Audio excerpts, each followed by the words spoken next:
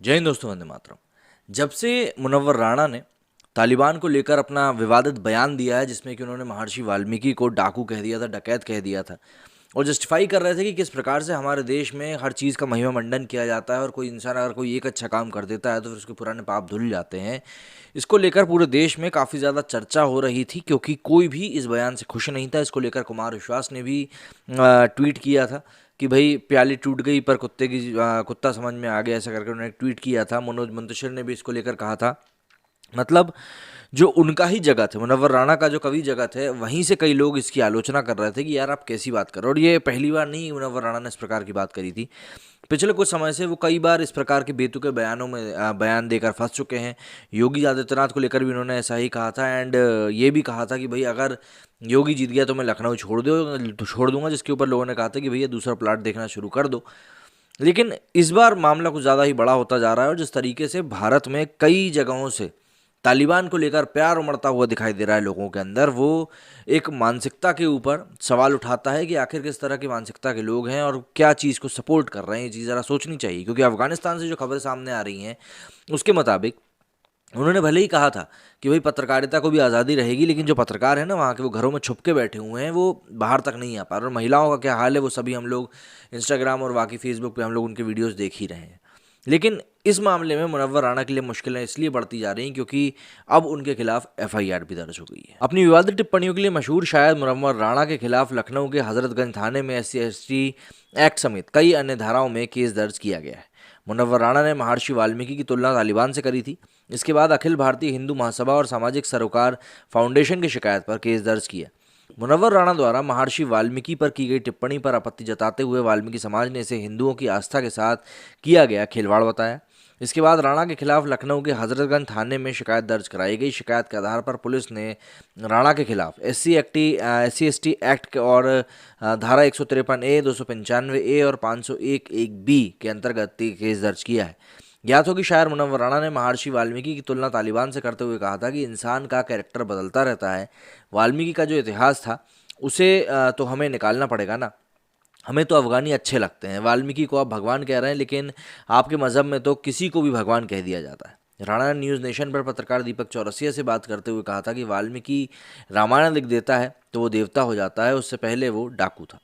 राणा से पहले अभिनेत्री राखी सावंत ने महर्षि वाल्मीकि को लेकर आपत्तिजनक टिप्पणी करी थी, जिसके बाद उन्हें भी पुलिस के सामने सरेंडर करना पड़ा था। राखी सावंत ने महर्षि वाल्मीकि को हत्यारा बता दिया था और कहा था कि इसके बावजूद उन्होंने रामायण लिखी थी। 2014 में एक जन्मदिन की पार्टी में गायक मीका सिंह ने राखी सावंत को जबरदस्त किस किया था। इसी क्रम में उन्होंने मीका सिंह की तुलना महर्षि वाल्मीकि से कर डाली थी और उन्होंने दावा किया था कि महर्षि वाल्मीकि की तरह मीका भी बदल गए हैं और निर्दोष हो गए हैं।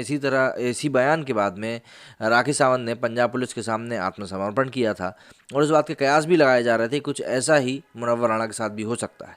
अब सवाल ये खड़ा होता है कि भाई महर्षि वाल्मीकि के बारे में जो मुनव्वर राणा ने कहा है उसमें क्या गलत है। महर्षि वाल्मीकि के डकैत होने की कोई पुष्ट सबूत नहीं है।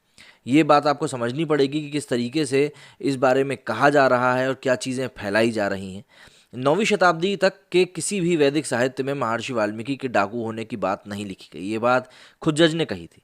इससे संबंधित एक मामला सुप्रीम कोर्ट में भी गया था। वहाँ भी सीरियल के निर्माताओं को राहत नहीं दी गई थी। इसी तरह अरशद वारसी की film the legend of Michael Mishra में पंजाब में प्रतिबंधित कर दिया गया था, क्योंकि उसमें भी इसी कहानी को दोहराया गया था। महर्षि वाल्मीकि के अपराधी होने की बात से वाल्मीकि समाज के लोग इत्तेफाक नहीं रखते और वो इसे अपमानजनक बताते हैं। कुमार विश्वास ने ट्वीट करके कहा था कि ज़्यादा दिमाग न लगाइए। अगर पड़ोस के घर में मची अफरा तफरी के कारण ज़िंदगी भर आपसे इज्जत पाने वाले और आपके घर में रह रहे बदबूदार सोच से भरे किसी जाहिल शख्स का पर्दाफाश हो तो शोक नहीं, शुक्र मनाइए कि 2 पैसे की प्याली गई पर कुत्ते की जात पहचान गई।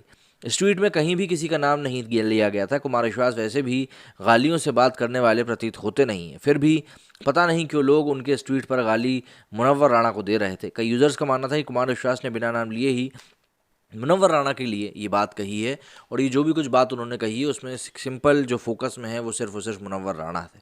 अब मुनव्वर राणा को लेकर इतनी बातें हो रही हैं और ऐसे में केस भी दर्ज हो गया है, तो जाहिर सी बात है अब कुछ चीज़ों में शायद बदलाव देखने को मिले। लेकिन जिस प्रकार से इंदौर से एक घटना निकल कर सामने आई, बम्बई बाजार करके शायद वो जगह थी जहाँ पर 2 लड़कियों के साथ छेड़खानी करी गई और फिर जब पुलिस उनको बचाने में पहुंची तो पुलिस को भी घेरा गया और फिर उज्जैन से खबर निकल कर सामने आई कि पाकिस्तान जिंदाबाद के नारे लगे। तो ये जो मानसिकता जो मानसिकता बढ़ रही है देश में, ये इसका मेन जड़ को समझना पड़ेगा, कारण को समझना पड़ेगा। और जिन लोगों को पाकिस्तान या तालिबान के साथ इतनी सहानुभूति है कि भारत में रहकर भी उनको उनकी हिमायती करनी पड़ रही है, उनके अच्छे के बारे में सोचना पड़ रहा है, तो भारत सरकार को इंतज़ाम करना चाहिए ऐसे लोगों के बारे में कि भाई हम आपको आपके सोचने की आज़ादी देते हैं और हम आपको खुली छूट देते हैं कि आपको वन वे टिकट दिया जाएगा उन देशों में जाने का।